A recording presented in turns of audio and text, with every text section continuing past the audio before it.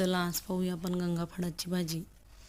तर आता लसूण, अद्रक आणि हिरव्या मिरच्या मी धुतलेल्या आहेत त्या आपण त्यामध्ये टाकून घेऊया. नंतर जिरं, कढई मी तापवायला ठेवलेली आहे आणि जिरं आपण त्यामध्ये टाकून ते वाटण करून घेऊया. त्यानंतर गंगाफळ आपलं चांगलं धुतल्यानंतर कापून घेऊया. कढईमध्ये आपण तेल तापवायला ठेवू.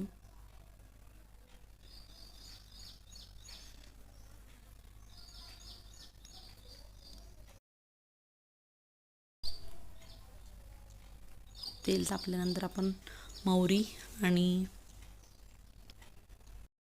कढीपत्ता टाकून घेऊया.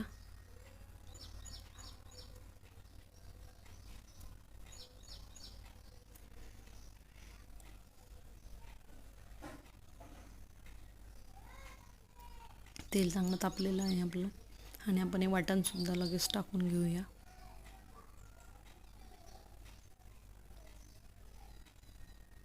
सर्व वाटण चांगलं झाल्यानंतर आपली मिरची चांगली झाल्यानंतर आपण त्यामध्ये हळद टाकून घेऊया.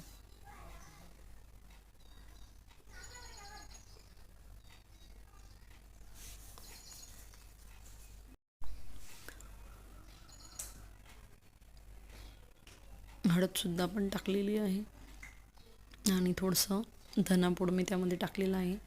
आपल्याला वाटल्यास आपण मसालासुद्धा टाकू शकतो यामध्ये, पण मी मसाला इथे वापरलेला नाही आहे. आपण लगेच गंगाफळ टाकून घेऊया. सर्व गंगाफळ आपण त्यामध्ये टाकून घेऊ.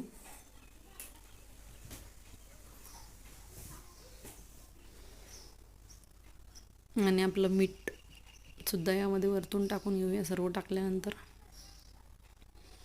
माझं वरण भाताचं कुकर तिथे लागलेले आहे. दोघं पण शिट्ट्यासुद्धा चालू आहे.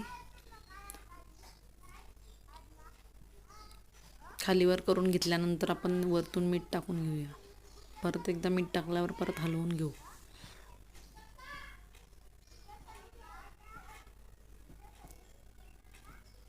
तर कांद्याची भाजीसुद्धा बऱ्याच ठिकाणी करत नाही, तर आपण कांद्याची भाजीसुद्धा एक दिवस बघूया कशी करता.